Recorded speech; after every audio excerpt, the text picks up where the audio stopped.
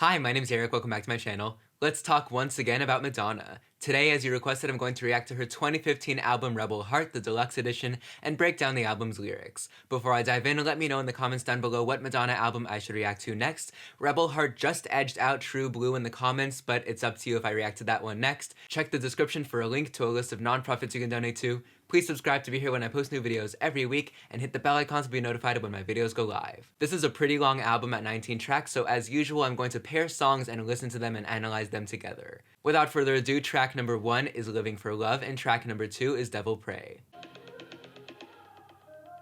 First you loved me and I let you in.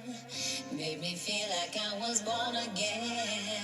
I let down my guard, I fell into your arms. Forgot who I was, I didn't hear the alarms.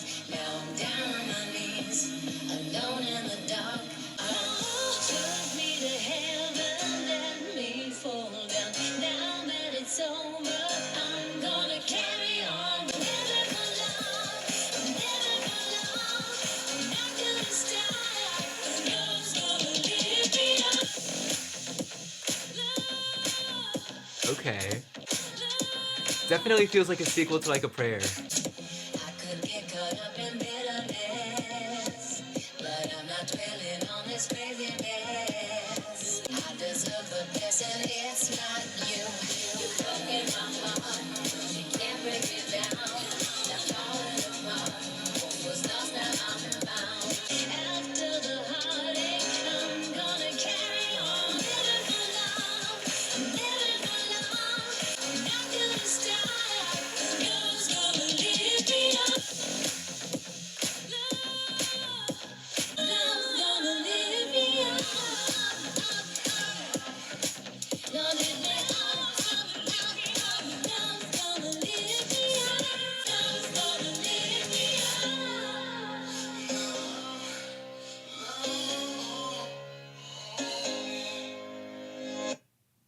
That was fun.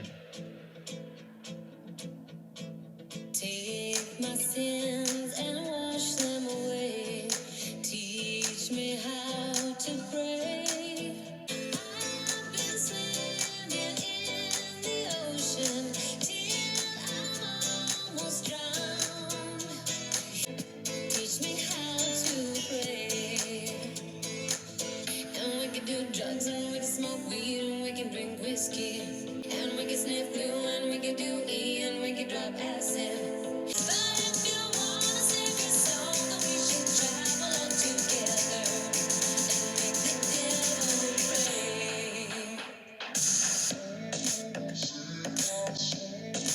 pray. Interesting fusion of outlaw country and EDM.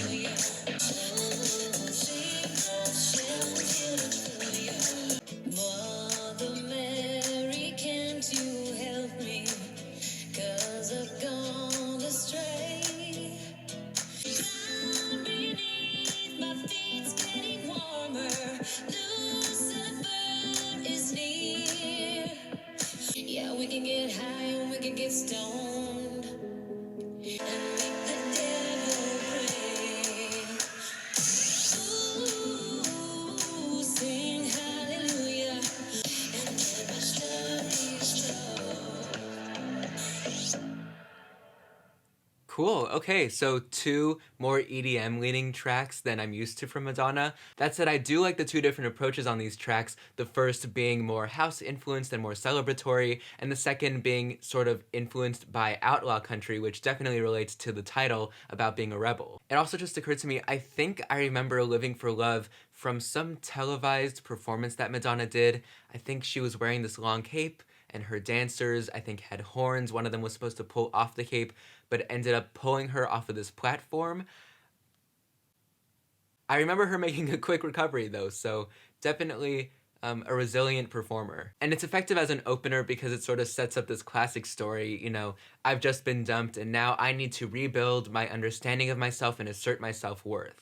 And it's familiar in that she refers back, again as she has on many of her albums, to Like a Prayer. She talks about being on her knees and love being like heaven, a lot of the tropes that we got on Like a Prayer, and she also incorporates a choir, so it's almost like the answer to the gospel choir of Like a Prayer is this is this house diva delivery with the choir behind her. I mean, she even modified her voice a little bit, was a bit throatier and did more runs, and of course the dance song format works well because we know that in Madonna's music, dance or music and love are the same thing. So specifically, chasing the high of love is inseparable from the thrill of going out clubbing and dancing and enjoying the music. So again, it's all smart and intuitive, and then, of course, she's setting up this journey of self-discovery, and then on Devil Pray, we get one of the ways that she has tried to do that, which specifically is drugs and alcohol. And apparently sniffing glue, which, it's not a good idea. And again, in the same way that finding a connection to music is like finding a love connection, here she's trying to find a connection to the divine or the sublime. And it all basically boils down to the same sort of theme of unity and celebration.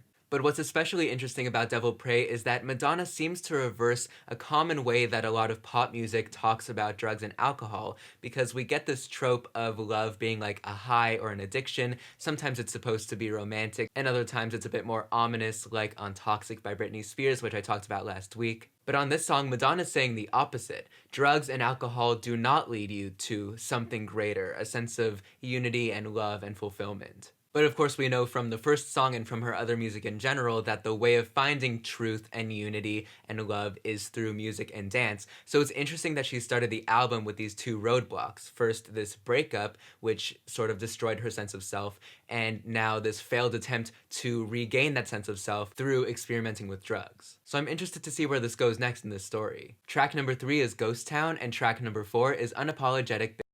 Maybe it was all too much for a man to take. Everything's bound to break, sooner or later, sooner or later. I know you're scared tonight. I'll never leave your side.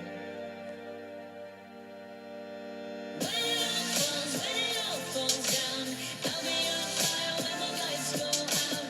When the world gets cold, I'll be your cover. When it all falls down, we'll be two souls in a ghost town. Sort of carrying over that sort of Western motif. Tell me how we got this far. Every man for himself. Everything's gone to hell. I'll never leave your side. When it all falls down, we'll be two souls in a ghost town. I know we're alright, 'cause we'll never be alone in this mad, mad world. We'll be two souls in a ghost town.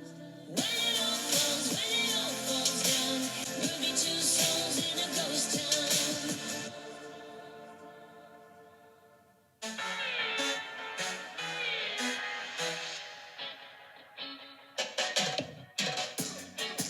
Reggae? Okay. Woke up this morning feeling good that you were gone. Hurt for a while, but I'm finally moving on. Said it, did it, hit it, hit it, then you let it go. I'm saying that you're sorry, I don't know. But face the fact you had to go. It might sound like I'm an unapologetic bitch, but sometimes you know I gotta call it like it is. You know you never really knew how much a selfish thought cost me. It might sound like I'm an. When we did it, I'll admit it, wasn't satisfied. When the gun was loaded, you were never on my side. I'm popping bottles that you can't even afford. I'm throwing parties and you won't get in the door. It might sound like I'm an unapologetic bitch, but sometimes you know I gotta call it like it is. You know you never really knew how much you loved me till you lost me, did you?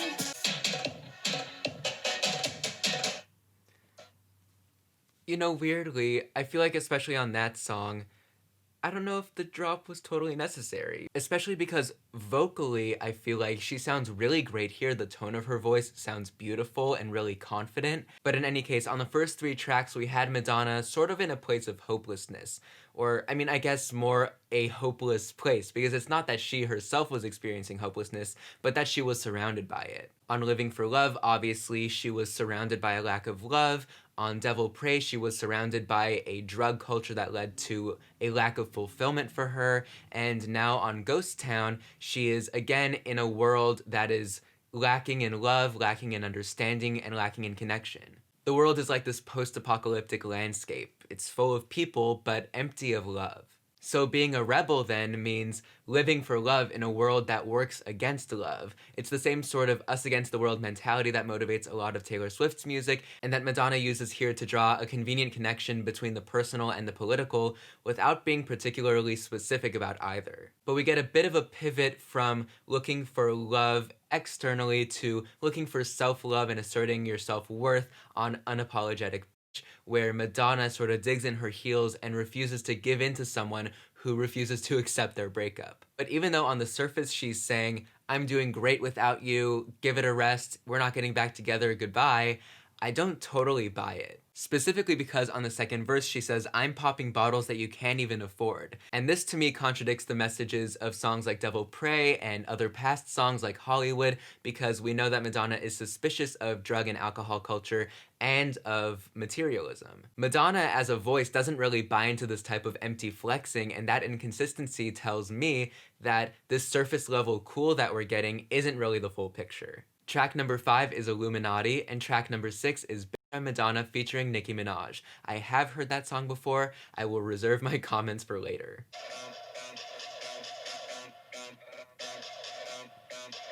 It's not Jay-Z and Beyonce. It's not Nicki or Lil Wayne. It's not Oprah and Obama, the Pope, Ariana, Queen, Elizabeth, or Kanye. Black Magic or Gaga, Gucci or Prada, riding on a golden cat. It's like everybody in the sky is shining like Illuminati. The founding fathers wrote it down on the wall.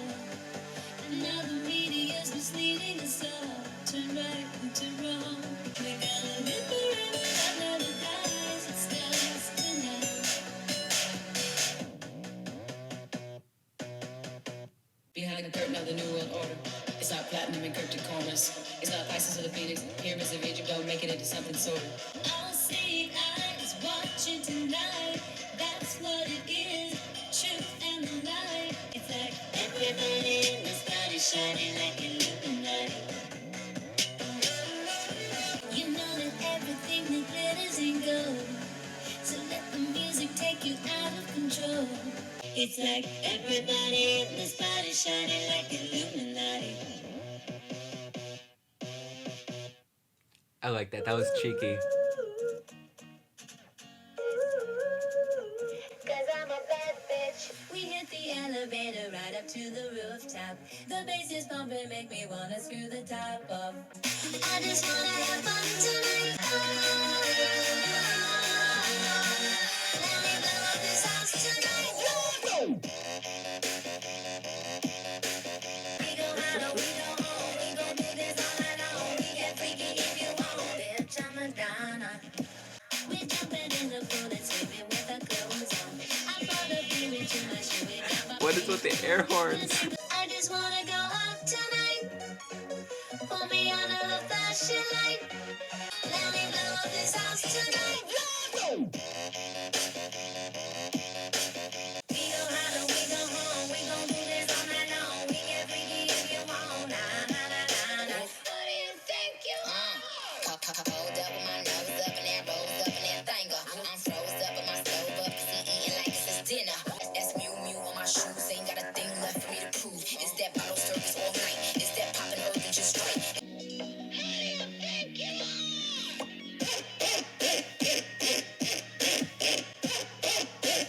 I'm the dime these hoes know. She is, in fact, Madonna. But we'll get to that in a minute. First, I have to say, I actually really like Illuminati conceptually for 2 reasons. First, just subjectively, I think that celebrities making Illuminati jokes is hilarious, but mostly because I think Madonna uses this Illuminati conspiracy theory in a multifaceted way that actually was ahead of its time. Because, and I don't want to get too into this, but right now we are arguably seeing conspiracy theories becoming more mainstream and distracting from deeper systemic issues, which is what I think this song is about. Because after the first chorus, she talks about misleading media and says, "It's time to dance and turn this dark into something." Once again, dance represents enlightenment, this way to access some greater truth, of course, usually that truth being that we are all unified and we are all the same, and something to that effect. And she uses Illuminati as in illumination as this pun, meaning enlightenment. And of course, this is a song designed for a dance club, so when she says on the chorus, "Everybody in this party shining like Illuminati," she's using the experience of being unified by dance in a club basically as a symbol of egalitarian and enlightening social movements. So just in this one song, Madonna is combining a few ideas that she's always been interested in: power, celebrity status, equality, materialism, and she uses these ideas to send out a wake-up call to anyone caught in the illusion created by anything from materialism to conspiracy theories. Madonna, on the other hand, I don't have a whole lot to comment on lyrically, but I think it actually makes a lot of sense in the sequence of the album, because if the solution to the world's problems is to party, then we need a party song. And we have this sort of discord between Madonna's criticism of materialism and drug culture and Nicki rapping about bottle service and expensive shoes. I know that Sophie was involved in the production of this song, and I can definitely hear some of her influence here and there, and I really enjoy that. So I think the song does what it was meant to do, but again, I would have liked to have heard it with more of Sophie's fingerprints on it. Track number 7 is Hold Tight, and track number 8 is Joan of Arc.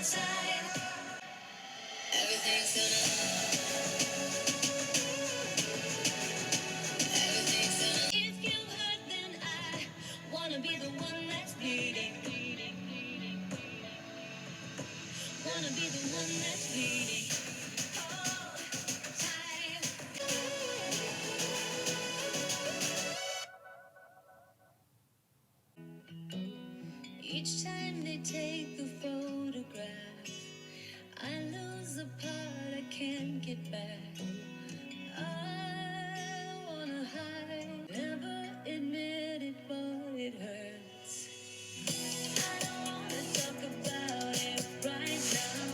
Just hold me while I cry my eyes out. I'm not your arm, not yet.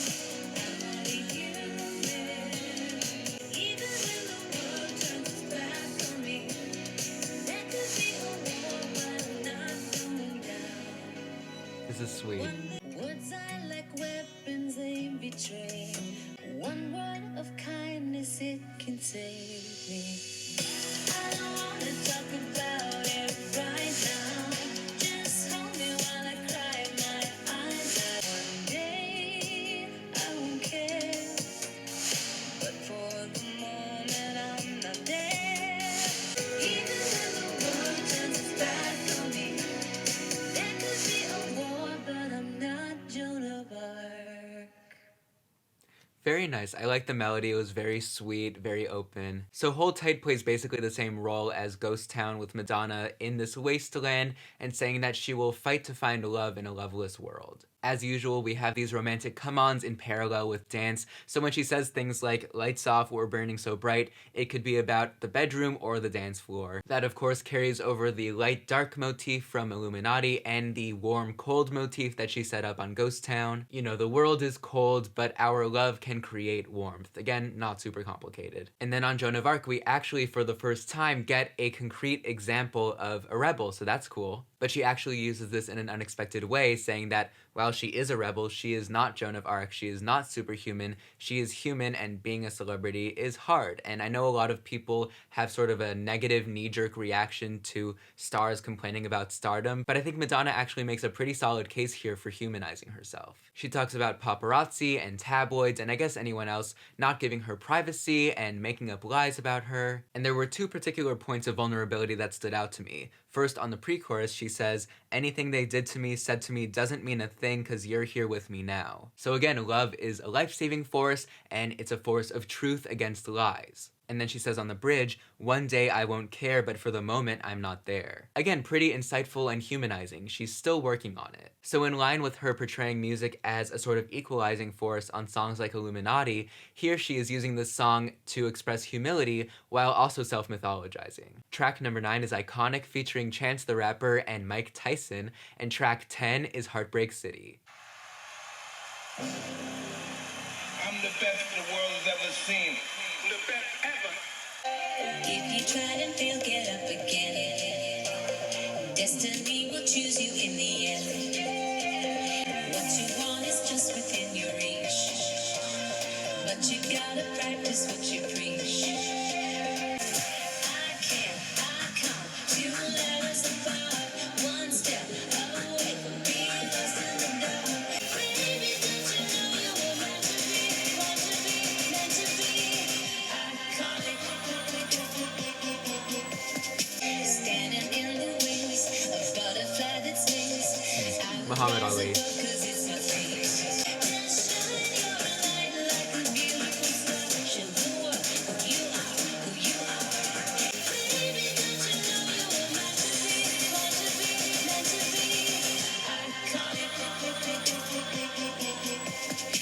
Alright. Firefly chain, wanna catch up. Wanna put you in the net for they light glow. Yellow brick highway. Paparazzi pop up on the high road. Blowing up my head, blowing up my head. Put it on your wall. Put me in the school book, put me in the lounge. Put me in the desk, man, in the synagogue. Wanna turn you to a letter when they go go. Wanna stick you in the jar with a pen, you an icon.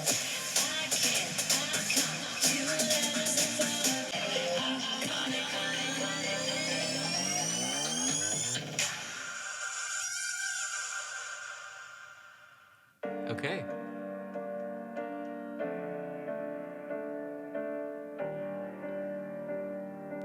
A lot of sort of tonal twists and turns. Me up a little. You got just what you came for. A bit of fame and fortune that I'm no longer needed. Now I'm in the middle of Heartbreak City. But you ain't gonna get the rest of me.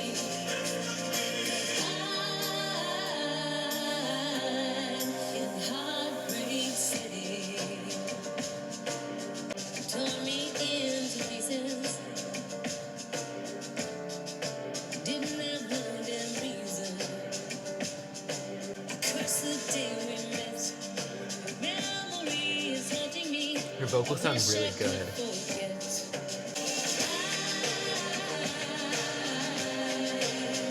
In the middle of Heartbreak City, and it's not that pretty.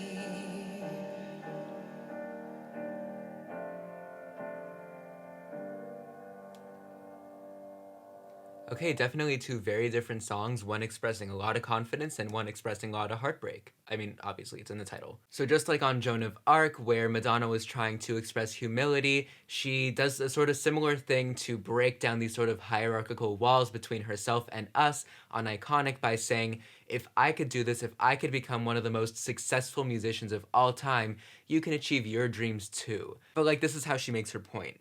I can't, icon, 2 letters apart, 1 step away from being lost in the dark. Again, we have this light-dark motif where I think the dark is supposed to represent the hopelessness of giving up on your dreams, but it ends up coming off as potentially also meaning irrelevancy or anonymity. You know, we have also this boxing motif where she talks about a bee that stings, which is a reference to Muhammad Ali, you know, float like a butterfly, sting like a bee. And of course, Mike Tyson is a boxer. So I guess here being a rebel means fighting for your dreams. And then Heartbreak City feels like another retread of the same ground that we covered on Ghost Town and Hold Tight, except this time she introduces something else that's important, which is the uncomfortable overlap between her public and private lives. We had some indications of this sort of thing on past albums and on Joan of Arc, but here she explicitly says that her ex just was with her because they were chasing fame and fortune. It's another all that glitters isn't gold moment, another struggle that Madonna, the character, the vulnerable star, has faced on this album. Again, not super relatable, but definitely understandable and sympathetic. Track number 11 is Body Shop, and track number 12 is Holy Water. Okay, feels a little bit Bollywood maybe? With all these curves, we like these and the race looks at. Step up the hood and see what's good. I need a true love back. Hey, you work at a body shop. I hear you work at a body shop. This is cute. You can polish the headlights. You can see the fender. We can go to Bender. Hey, you work at a body shop. Hey, you work at a body shop. You can keep it overnight. You can do whatever you like, but you know overtime. Tighten up the suspension, and you don't have to ask it. I love the synths. Cross my heart and hope to die is true.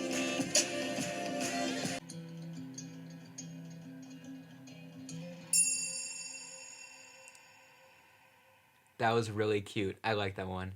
I can give you everything that you want. Bitch, get off my pole. Bitch, get off my pole. Baby, you should get down low and drink my precious alcohol. You look so thirsty, I think you made it. Kiss it better, kiss it better. Don't it taste like holy water? Kiss it better, kiss it better. I can teach you all the things you don't know. Bitch, get off my pole. Bitch, get off my pole. Kiss it better, kiss it better. Don't it taste like holy water? Don't it taste like holy water? Like holy water. Don't it taste like holy water? Bless yourself and genuflect. Don't it? Don't just stand there. Let's get to it. Strike a pose. There's nothing to it. There we go. Jesus loves my the best. That was so much fun. Both of these songs, actually, I think were two highlights for me because they had such a great sense of humor. Because there is definitely a lot of flip-flopping between sincere and sarcastic on this album, and both of these songs definitely feel more sarcastic. They both sort of function in a similar way. They're basically just sexual metaphors and double entendres surrounded by a certain set of images. So on Body Shop, we have car imagery, and then Holy Water is religious imagery. And I'm always up for a pun, so these songs were a good time. So for instance, on Body Shop, Madonna mentions headlights, which of course are part of a car, but they're also kind of a common expression for boobs. She mentions ignition, again tying back to the heat motif. And she also said, we can go on a bender, which to me was odd because a bender is an extended period of being drunk or high, and that directly contradicts Devil Pray, right? But then this actually was clarified on Holy Water where she describes her body as alcohol, so again, it's just another romantic come-on. So it feels like after Devil Pray, Madonna is reframing her understanding of intoxication to replace a literal drunkenness with a sort of spiritual enlightenment or romantic pleasure. And of course, holy water or holiness in general is going to bring up like a prayer, and she also recycles some lines from Vogue. And of course, on a more literal level, it's the same sort of subject matter as a song like Where Life Begins from Erotica. So between this new understanding of intoxication and these references to past Madonna songs, it feels like, again, Madonna is writing over her past and rebuilding her understanding of herself, just like she set up on the opener. Track 13 is Inside Out, and track 14 is Wash All Over Me. Hold me closer. Full disclosure. Every night, every scene. Yeah, that's how love's supposed to be. I wanna know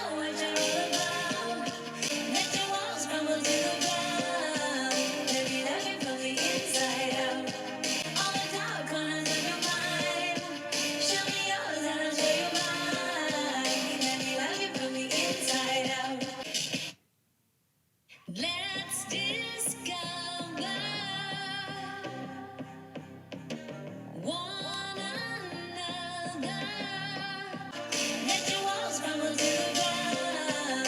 Let me love you from the inside out. Cynical smile. Time to take off your mask. Bad timing. I wanna love you from the inside out. I wanna know what you're all about.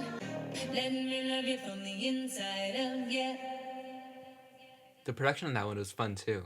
In a world that's changing, I'm a stranger in a strange land.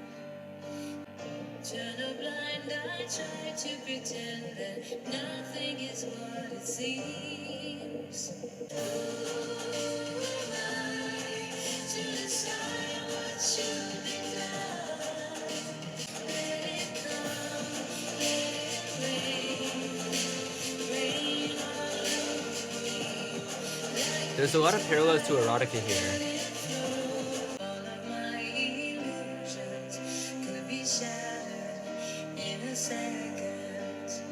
Looking for the answer when it's right in front of me. Not gonna run from all this sadness. Who am I to decide what should be done? Like the tide, let it flow, let it wash all over me, let it wash all over me.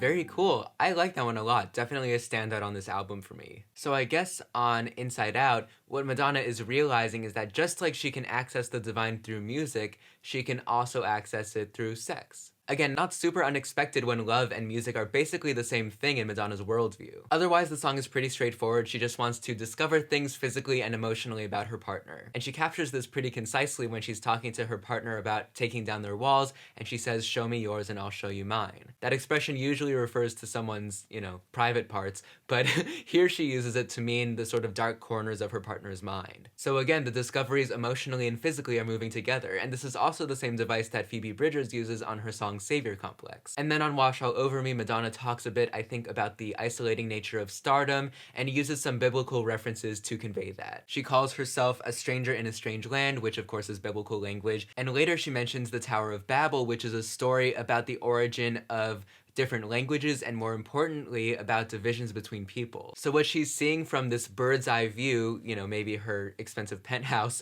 is a world defined by division. This is the same sort of sense that we got on Ghost Town and pretty much every other song where she talked about the world as a desolate landscape. So basically she's just building off of those other songs, saying that she feels powerless to the ills of this loveless world. Track 15 is Best Night, and track 16 is Veni, Vidi, Vici featuring Nas. You can call me M tonight. You can be my man tonight. The city is a place done tonight. We gon' be like gangsters tonight. Light it up, we won't have no regrets. I'll make this the best night of your life. I'll make this the best night of your life. We don't have to speak that much. I hear you and I feel your touch. Whisper in my ears, make me blush. Feel the chills when we kiss, don't forget. Close your eyes, make a wish, no regrets. I'll make this the best night of your life. No sex tapes, no camera, wanting. Just you and me together, waiting. I'm in love, I'm in love. I'll make this the best night of your life.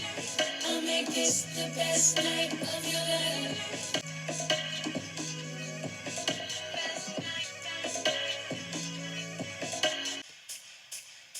Madonna, life is so crazy. Seemed like yesterday, I was a baby on the street. I took a holiday. I was stepping to the beat. I started writing songs. I kinda got into the group. They tried to criticize. My every single move took me by surprise when I became the news. I was fearless like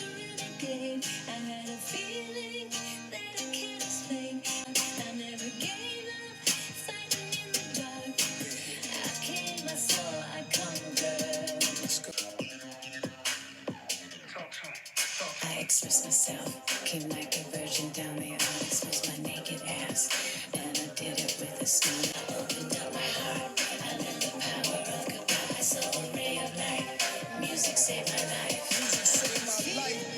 Like a renegade, I came, I saw, I conquered. In 1994, I came through the door with that raw beats versus scratches, verbally murdered rappers. But I was scared the cops gonna kick my apartment door in. Had a baby girl by a crazy girl, then I got married happily, of course, then that ended in a bad divorce. I know how to pick 'em, don't I? When I turn the world rap messiah, spit rap the fire, and I'm going right back to the block I came from. Try to tell 'em. I had a feeling that I can't explain. I came, I saw, I conquered. Down on the track, Nas in the back. No, Nas in the front. His verse was really good. Okay, Best Night, not the most complicated track. Pretty much every love song so far has been the build-up to some encounter, and this song is no exception. I don't have a whole lot to point out lyrically, except that the bridge does something that we've seen on a few other songs as well, which is that it gives Madonna a chance to engage in a sort of sidebar, like a tangential conversation that would be weird to have anywhere else on the song. So like in the same way that on the song Breathe on Me, Britney Spears brings up monogamy all of a sudden on the bridge, here on the bridge Madonna says no sex tapes. Which begs the question, did someone propose a sex tape? Like, did he bring a tripod? Or we know from earlier on the album that Madonna is uncomfortable with being constantly seen and photographed, so she uses the bridge as an opportunity to tell us sort of what's going on in the back of her mind, even in a moment when she's otherwise in control. And then Veni, Vidi, Vici is a bit more of Madonna self-mythologizing. She goes back in time and tells us the story of her rise to fame in pretty broad terms and rattles off a few song titles like Holiday and Into the Groove. She ties this back, of course, to Iconic when she says, I had a fire burning in my heart, I never gave up fighting in the dark. Of course, those are a few images that showed up earlier, light and dark, hot and cold, and being a fighter. And then Nas on his verse does pretty much the same thing, except he actually introduces some more specifics and brings up some deeper issues of crime and death and oppression. And these more concrete, profound circumstances make the ultimate triumph of our hero more compelling. Alright, track number 17 is SEX. I wish I could read acronyms. I have no idea what that says. Track number 18 is Messiah. And the final track, track number 19, is the title track, Rebel Heart. Sex. Oh, okay, I get it. Sex. Oh my God, you're so hot. Pull Thank you. my hair back and forth till we break the bed. Wanna put my hands around your neck. Gonna take you to a place that you will not forget. Sex. What you know about sex? Tell me what you know about sex. You got a bad attitude. I'd like to grind it on you. Oh my God, let me clean your wound. I can be your nurse. Can you be my father? Tell me what to do. You can punish me and maybe I will punish you. A lesson in sexology. Twisted rope, handcuffs, blindfold, string of perkin, chopsticks, underwear, barber soap, dental chair, fishnets, satin shoes, garter belt, raw meat, candlelight. Sex.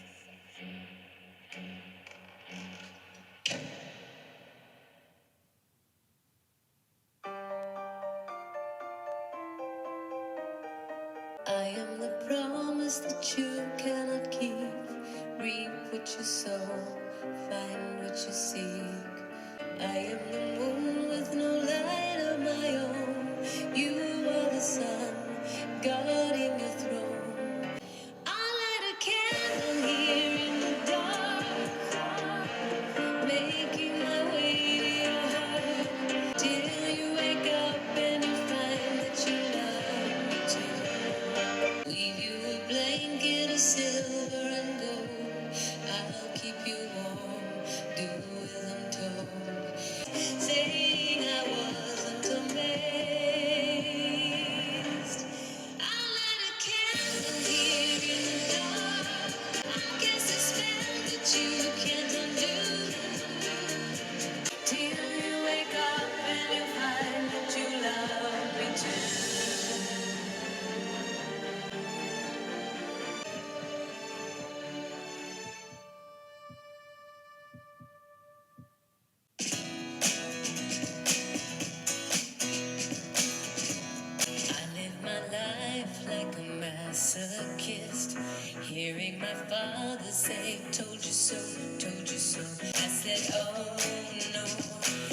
that's not me, and I don't think that it'll ever be. So I took the road less traveled by, and I barely made it out.